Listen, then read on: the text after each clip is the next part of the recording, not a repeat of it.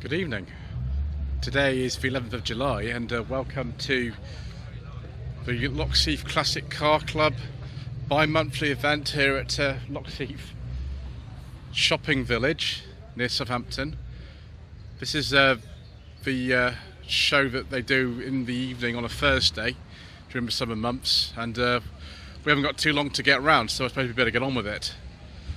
First of all, we've got an AC Cobra replica thing. I don't know what this is actually badged as. The plate dates from about 1999 to 2000, so I imagine it's no earlier than that. But yeah, I don't know which one of the kits that is. That looks pretty mean. Next to it, 1966 Austin Healey 3000 Mark III in this typical sort of shade that they used to come in, this two-tone light metallic blue and then cream underneath. That is very, very nice. I wonder if this has still got the original Moss gearbox in it without synchromesh on first, because if it does, it'll be an absolute pig to drive. They're not the easiest things, these, but some people like them, and it is very, very attractive, isn't it? Next we've got this Ford Model T. This is a 1914 or 15. Actually, that's how the owner describes it. I'm not just making that up. And it belongs to Jim, whose many cars you would have seen on my channel before. This one I haven't actually quite requested yet. I don't really know what I'm going to do with that. These are very, very tricky cars to drive, so that's why you haven't seen it on my channel yet. Then we've got a pair of TVR S2s. This one I've not seen before. Both of them seem to have been registered or at least sold at some point. There's a Kent plate on this one, but it was sold at some point at a station garage in Farnham. Actually, both of them were. Now GC I think was a London plate, so both of them maybe been sold at around the same time second hand by Station Garage in Farnham, sort of 89 to 90, registered maybe a bit later than that. But it's funny, you've got two of these, Ford Escort Mark IV rear lights, Ford 2.9 Cologne V6 engine in these, I think Type 9 gearbox as well, and we've got sort of bits from maybe like a Mark II Fiesta or Mark III Escort just for column stalks, things like that. I don't know whether I prefer this one or this one, but the purple one does have the advantage of the fact that it has a beige leather interior with wood. I do like a nice beige leather interior, viewers, and so perhaps that's my favourite, I don't know. Next, facelifted Mark I Ford Escort Mexico, 1973-74 registration on an M. Can't remember the name of this colour. It's very similar to British Elizabeth Blaze Red, but of course Ford wouldn't call it that, it would call something else. If this is a real Mexico, viewers, it'd be worth a lot of money. I'm not surprised someone's put a steering lock on there, because I wouldn't want to lose something like that if this was my car. Yes, two-door Escort Mark 1s and Mark 2s. This one's going up in value as I'm walking around it right now, of course. Supplied apparently by dealership originally in southwest London, down at Clapham Common. Yeah, London plate, of course, on that. Very, very nice. A little bit older, this one. This MG Midget Mark III, 71-72 registration, round arch. Yeah, that's quite nice, actually. It's in very good condition, this. What if this has got a synchromesh first gear and servo-assisted brakes? I'm not sure they had by this time. The 68 one I drove a couple of years ago didn't have that. And then a 1963 Volkswagen, I believe this might be like a 1200 or something, it's definitely a Beetle. It looks remarkably sort of original. It's a lot of patina on this, and that's actually quite a nice look for that. I don't know how much those are worth. I mean, my knowledge of Volkswagen is extremely limited at this period, but yeah, that looks good.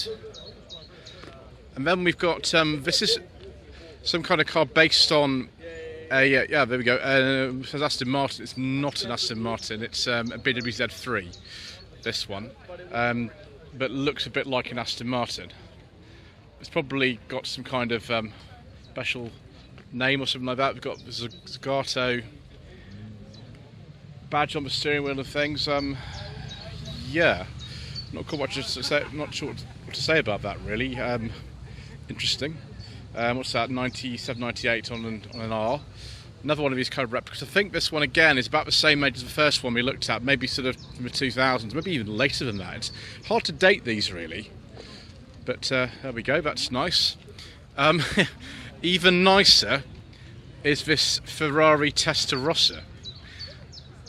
Yes, WW1. Yes, I think that sort of sums up exactly what I can say about this. Miami Vice kind of vibes off this. Look at this. Testarossa, red head. Yeah, beige leather interior, a gated 5-speed manual dog leg, and those mirrors on the doors. Wonderful. And we've got another one here, but presumably the same owner because the plates are so sort of similar. I don't know exactly what year these are because they're both personal plates. I think this is a 308 or 32. Let's have a look at the back. It might actually say, and so I can cheat. It's a 328 GTS. Excellent. It's not the Magnum one, it's the one after that. What, 86, something like that? The Teslas might be slightly later, I'm not sure. Tractor, this is always here. I'm never really sure what to say about that. We'll go on to something I do know more about because I filmed this very car very recently. This is a 1983 Ford Fiesta 1.3 gear, and it is coming soon to Sensible Second-Hand Classics. The owner's very nicely been patient with me and offered me a go in it eventually, and we had a little drive of it the other day, and it was fantastic. The brakes on these are not very good. You've got to watch yourself. There is a servo, but it's not great. Other than that, that's a pretty good car actually. Mark 1 Fiestas are actually really good. Next to it, we've got this Daimler. This is a 55, I think, this one. Locally registered here. CR was an old Southampton plate until 74 when it was incorporated into the Portsmouth registration area. And this would be under the sort of Docker era of Daimler when it was still owned by BSA. It's a very attractive car actually. I think it's got a 6-cylinder engine in it. And then we've got a very nice E30 BMW 3 Series here. It's actually got opening windows in the back. Facelift one on a Northern Irish plate, so I can't date that exactly. I imagine some point in the late 80s at automatic. What specification is it? Nice little rear spoiler. Well, it's a 320i, so it's for 6-cylinder. It's like the one I drove, which was a 1984. But this is a lot later, maybe about 1990. And yes, I have come in the MGF years. You'll be seeing a lot more of this car on the channel. I don't own this. I've just borrowed it for a week and swapped it with my Volvo because of some events I'm attending over the next few days. But I came in this today, and for some reason it seems to be attracting some attention. It's actually lived in a barn for about 10 years, so I'm not really sure exactly what's going on. Why this sort of little barn find car, which had some work to it since then, is attracting so much attention, but there we go. Ford Anglia 1957. I don't know what would have been originally, maybe like a 1 litre or something. It's now got something else in it. A Z-Tech R engine, I think those are. I think it's a Z-Tech R anyway. It'll be a lot more powerful than the original Kent engine, won't it? So I imagine that goes rather fast, because they don't weigh very much, these cars. That is rather nice. But next to it, an Isetta, right-hand drive Isetta. These were made in Brighton for our market, 3 wheels. In other markets you could get 4 wheels and things like that, but that one has 3 wheels. Something that I'm very surprised actually is here, because some people would say that's not a classic, but I think this actually probably is now. 2006-7 Vauxhall Vectra C VXR. These have, I think, a 2.8 turbocharged V6 in them, and they're quite rare. I don't think I've seen one of these for quite some time. Obviously I filmed a one of these ages ago for No Budget Reviews. It was a 1.8, which I'd sourced in 2018, I think, actually. I think my friend still got that. So we got this replica 356 speed, so it's always here. Let's see if the tennis ball is present and correct. Yes, it is present and correct. There we go. Then next, this very stunning 1970 to 71 MGB GT. It's quite a colour. I don't think I've seen too many in this particular shade of yellow. That is good. And then we've got this crazy hot rod thing. I mean, who knows what originally that was? It's got Q plates on that. But someone just turned up in a Stag. We'll have a look at that in a moment. More Ford hot rods. In fact, even more Ford hot rods. We've got 3 of them in total here tonight. On a 63 plate, but does that really mean anything? I'm not sure that it does actually. Oh look, from the Munsters on the back. Herman Munster is there. This one, this blue one, again, this to be based on something. I'm not exactly sure what. That's one of the longest ghillies I've ever seen in my entire life. Oh, and now we've got something very nice. Northern Irish plates. I'm not exactly sure what year this is. It'll be before about 1989, because in 1989 we changed the front lights of all these Bentleys and Rolls-Royce models that were like this to the quad headlamps, because it's only got the dual headlamps. Bentley Turbo. Yes, please. Look at this interior, like a sort of aubergine interior. Yeah, so probably, I'd say looking at the wheels and things, probably sort of mid-80s. Bentley Turbo, not Turbo R, Bentley Turbo. Yeah, it's a Mulsanne Turbo, yeah, that makes sense. The Mulsanne Turbo then became a Turbo R. 1970 to 1971, Rover 3500S with a V8 engine and a manual gearbox. This was the sort of specification back in the day, favoured by people who were traffic police, actually, the 3500S. Another MG in this sort of similar colour to the one that I'm in is this ZA Magnet. ZA because of the smaller rear window. I think they facelifted it with the larger rear window when it comes to ZB in 1956, so 56 or slightly earlier. Similar again to other models. I think the Riley version of this was also similar under Wolseley. And then an MGA as opposed to a B or an F. This is the 1600, so one of the later ones. That looks remarkably straight and original. This, I think this colour is called Old English White from memory. And there's something rather modern, a 2018 Aston Martin. Is this a DB11? I don't know, but it has a biscuit leather interior, which with this red paintwork is a most tasteful combination. I would much rather have that than a black interior personally, but everyone is different, aren't they? Almost got run over by this sort of hot rod thing. Is that like a replica Munstermobile or something? Answer in the comment section below. Right, we need to move on to the next row, viewers. 2019 Morgan three-wheeler. I think we've seen this before, haven't we? There's the MX-5 gearbox. Yeah, you've got to be careful because that's actually the engine just there. It's not underneath there, it's at the front here. So just be a bit careful, don't touch that, otherwise you'll get in trouble.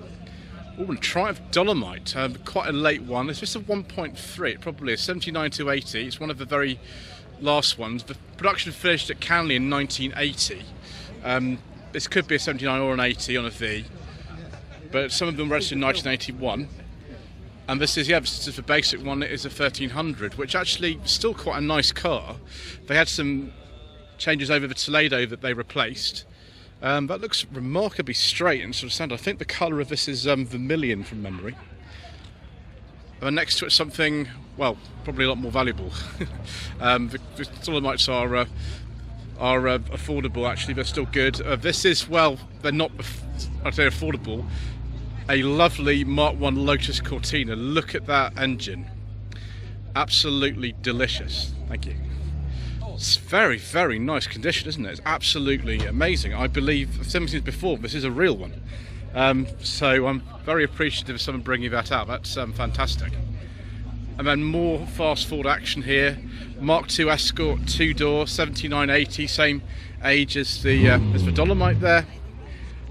This one, I don't know exactly what specification that is. I suspect it might have been upgraded from whatever it was originally. And we've got a Mini. Is it the first Mini we've seen so far? I think it is. This one just almost at the cusp with fuel injection in. Mini Neon Edition, I think 1992, 1993 on a K. So I have a single point fuel injection in the cat, I think, because that was required by January 93. Then the 1997 Jaguar XK Coupe. It belongs to a chap called Martin that I filmed a few months ago actually here. I did enjoy it very, very much. That was a very special car. I sort of was tempted to buy one myself, but it's a little bit cramped for me. Apart from that, very, very nice. Also very, very nice is this 1972 Jaguar E-Type Series 3 V12. Again, a car that I've actually filmed. I filmed this for Tweed Jacket Reviews all the way back in, I think it was January we filmed this actually.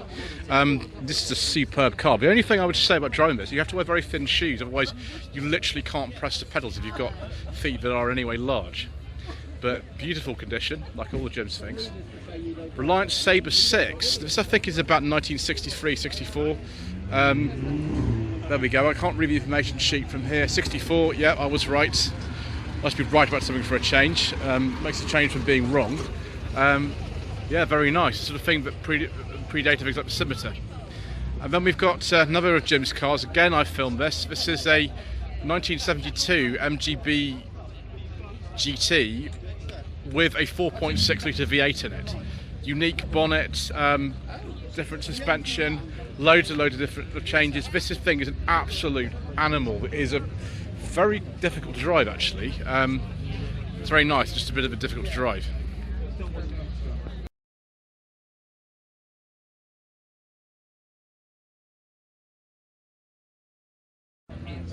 Ooh, another one of these like hot rod type things. That's 4 of them here tonight. I was told that this event would be quite busy. That does appear to be the case. It is very, very busy. This Morris Minor convertible is here, or Minor Tour I think these were called. 65 on a C.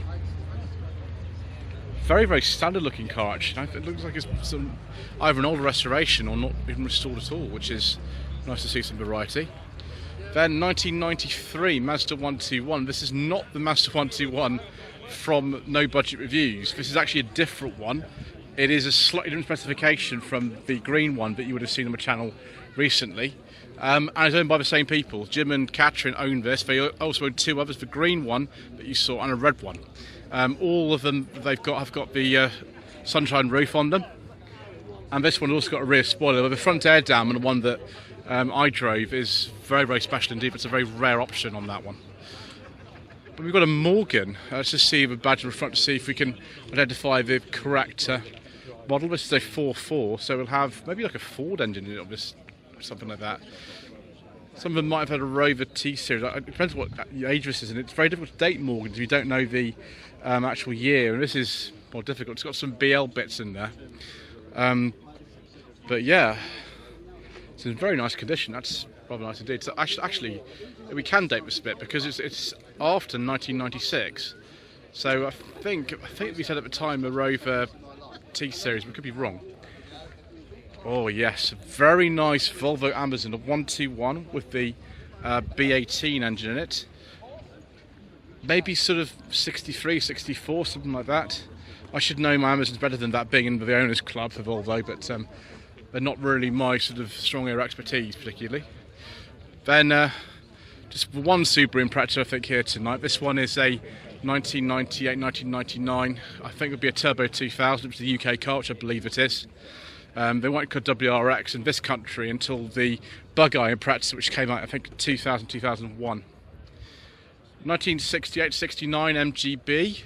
Again, it seems to have parked quite well. We've got, you know, green MGB, we've got green MGF back to back, which I think was either accidental or it was deliberate. I'm not quite sure because I got here first. But there we go. That's very nice. And next to it, one of its in-house rivals, a 1969 only TR6. Very first year for them. They came out on a G plate in 69, so that's a very early one. It's still got the mechanical fuel injection in it. Another early TR6, again on a G. This one's got some different wheels on it. I don't know whether I prefer the ones on the red car or the white car. I think I prefer the ones on the white car. So go for this one. And this has also got a beige leather interior with wood. I think that's definitely my vote then, is this one. Although they're both nice. And then the 1964 Citroen DS19 that was built in South Africa. Another one of Jim's cars. And Mr. Bill and I from the Fuel Power channel have actually finished a review of this. It took a while to put it together, but it's finished. If you're a channel member, you actually see that right now, but the rest of you will see that at some point quite soon, which I hope you very much enjoy, because that was an interesting car to drive. They are fascinating things, these old DS's. Second Mini of the day, this sort of modified 87-88 one on an E plate with interesting wheels. What on earth are those off? Or are they just like custom wheels? Maybe they're just custom wheels. I wouldn't know myself really about that sort of thing. And then an XK150, proudly sort of saying that they were the 5 times Le Mans champion at the time. I think it was introduced about 1956, 57 these came out. And by the time that happened in 57, it won Le Mans 5 times since 1950, which is mad. I prefer, though, this very, very nice XJS convertible. As you would have seen from the Shambolic shuffle around Barron's Classic Car Auctions that I filmed earlier this week. I'm very, very fond of XJSs, particularly ones with a beige leather interior and wood like this one. Very, very late one. I think about 1993, 1994 this one. The last ones were made in 1996, I believe, Celebrations. And another retype. This one is a Series 2, 6970 on an H. Oh, and yes, another beige leather interior. Very, very nice, viewers. This has got the original gearbox in it as well. I think by this time the transmission had synchromesh on first. The early ones, the Series 1s, didn't get synchromesh on first. I know, because I've driven one of those. That was entertaining. Next we've got a Jaguar. To get this right, it's not an S-Type this. I think this is a 420 actually, this. 1967. It's like an S-Type, it's got a 4.2 engine. And it's got a different front end. The Jaguar Saloon model range in the late 60s was very, very confusing. Next we've got a couple of Westminsters. This is an A110 that dates from 1966. This one I believe is probably an A99, but I'm not sure. We'll take a look at the back, it might actually tell me. Oh no, viewers, oh no, look at the bush, no. Right, let's see, yeah, I think it's an A99. I could be wrong, it's got overdrive. Oh no, it's an A110 this one. I got it wrong. Do apologise, viewers. There's always a possibility of me getting lots of things wrong, which is why we name them the Shambolic shuffles, because mistakes happen constantly. Ooh, a very, very nice Alpha 105 series coupe. 7475 on an N. Done by Alphaholic, still a well-known tuning company for these. And this is a 2000. I have driven one of these with a 2000 engine. It's actually a 1300 Junior it started life as, but it has had a 2000 engine fitted later. I think it had these wheels on it as well. They are very nice to drive, it's just the driving position is not the best. Oh my gosh, I've just almost been run over by this thing. Is that an 8-litre Bentley? Might be. If so, it's one of the rarest cars I've ever seen. Right, 1965 Ford Mustang. That does look rather nice. It's sort of been overshadowed by that massive Bentley, but nevertheless, we shall keep going. And someone's bought 2016-17 Mini Cooper S. Excellent. I'd like to put much Chevrolet Aveo, but that's not really in the sort of spirit of things. I think this is a very, very late R53 Mini. And it's for sale. Right, let's have a look. 15,750 or very near offer. Call 07500 870 192. As Mr. Bill from the Fuel Power channel says, this could be yours. It's a bit more expensive than an all R50 Mini, isn't it? GP 1505. They have a bonkers amount of power and a supercharger. Yeah, it's an R53, isn't it? Right, something I prefer to that is this Alvis. 1961 Alvis TD Series 1. And we've got some friends in there as well. Hello, friends. Very, very nice car. Beautiful, beautiful condition. And yes, dark green with a beige leather interior and lots and lots and lots of wood. I do like a nice beige leather interior, viewers. It's the sort of thing that we enjoy tremendously. Another MG midget here. Gosh, they're breeding, aren't they? Another 7172 Mark III with the round arch, with the black sills. Again, it's always the same colour here, don't they? Even the one I own. Yeah, that's very nice. And we got some more minis. Pickup Peters here, 8182 Mini 95, but it's just like a work in progress. Fantastic. We like Pickup Pete very much. I mean, we've got a very, very nice Clubman, a very late Clubman, 1980 only, because that's when a Clubman was discontinued. This was an estate. We've got the correct wheels on this, I think, as well. There we go. Yeah, I'm sure these are sort of going up in value now, these Clubmans. And then a Mark II Mini Cooper. I think this is a Morris one, 68-69 on a G. And that is a genuine Mark II Mini. I've seen that one before, actually. Fantastic. Right, we've got some things that have come since I filmed around. First time, so we're going to have to go back and have a look.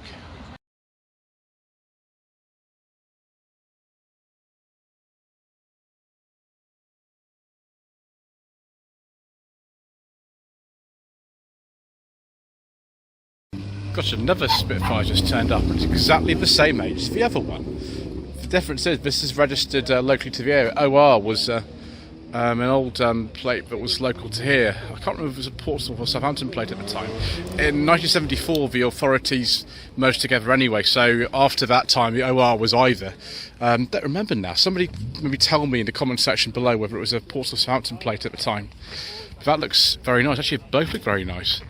And then we've got an Austin 7 because, well, why not? That's just the way that it goes, isn't it? Yeah. So that is, I think, an older one, maybe like a 28 or something. And another GZA Magnet, just because there's one. Why not have another one? And then we've got a Stag here that's sort of trying to get out, which is what I shall be doing soon. That is a Mark II Stag, 73-74. Right, viewers, it's getting crazy down here. It's a bit packed. So what have we got here? A Spitfire Mark IV, 72-73 with the 1.3 engine. Afraid these BXs, we can't talk about those as usual. This, I think, is a Bentley 8. I think this is one of the rarest cars I've ever seen in my life. They were made, I think, in the late 20s or early 30s. I think this is one of the cars that caused the whole company to go under. It was bought by Rolls-Royce. I'm not surprised that people are crowding around this one because the chance of seeing one of these is very low. I don't think I've ever seen one before. Let's have a look inside here, and oh my gosh, it is a Bentley 8. I was absolutely correct. Wow. Let's not touch it. Don't touch it. It's about probably got £3 million or something, that car. Wow. A brave person driving that tonight. Then we've got a couple of Subaru Imprezas. Both are the Blob Eyes, 2004-5 on 54 plates. Both of them very similar. The blue one is a slightly different specification, I think. Yeah, but one of the things that's great about this club is that you get this sort of mix, which is unlike many other clubs who just have sort of cut-off dates of things. They don't have any cut-off dates here. And then we've got this car that looks a bit like Gumdrop. I remember Gumdrop when I was a child. Yeah, it's very similar to that. I can't remember what they call these now. It's sort of like 20s Austin. And then we've got Vauxhall here. This one has bonnet flutes. I imagine this is sort of late 30s, early sort of late 30s or 40s. This thing. I can't remember the type it's called now. Actually, let's have a look at the information sheet. That might actually tell me. That's what I should have done in the first place, isn't it? Which is a Vauxhall 14.6, built in 1936. Fabulous. So it's out of a large collection. Right, we better get down here before my camera starts malfunctioning. Ooh, an Alfa Romeo Giulia Super, 1971-72 registration. I like these. This is one of the later ones. They started actually in 1962. This is sort of 10 years in, and it still looks great. If you watch all those Italian giallo films, you see absolutely tons of these used as police cars. Another MGB. This one, that plate says 1966. It could be, I suppose. 66 would be a very, very early MGB GT if it was a 66, but I think it actually is. Local plate to the area. TR was, I think, an old Portsmouth plate. Not been very far in its life then. And then this Sierra, which an XR 4x4. Now this has been facelifted. The XR 4x4 was in 1987-88 when this car was registered. Would not have looked like this. This has been brought up to date. I think the final face was like 1991 or something for these. And that looks more like one of those, so that's been changed a bit. And then we've got Mark 1 Audi TT. This one looks quite brutal. It's a Quattro Sport. Let's look at the information sheet. It might tell me what year this is. Limited edition. This is a 2005. Wow, so it's a later one then. Then we've got another MGA. This one's an earlier one. This is probably the 1500, isn't it? Which is good. Right, we made it round, viewers, and we've actually got this crazy. Right, viewers, same thing happened as usual. My phone cut off. I think I managed to save the footage from it. If not, you'll see a blank bit. We've got this Ferrari. It's like a 458 Italia or a California or something. I get these modern Ferraris all confused up. I don't know what they're called. California T. Okay. I was actually right for a change. Modern Ferraris and me, we don't know much about each other, shall we say. We saw an Anglia earlier on. There's another one here. Local plate to the area. OW was an old Hampshire plate actually back in the day. Sometimes towards Bournemouth as well. This is a 63 and it's a 105E. Looks very, very straight. Deluxe. Most of them were deluxes. You don't see many of the standard ones with a narrow grille actually. Most of them you see are deluxes. And this is the same colour as, well, the most famous Anglia of them all, isn't it? Very similar looking in that respect. Yeah, brilliant. Right, I'm going to have to get out of here somehow because I need to go to the Volunteers Club meeting. But thank you ever so much indeed once again for watching. Please don't forget to subscribe to the channel, like this video, leave a comment below, and we shall see you again very soon for even more incorrect information.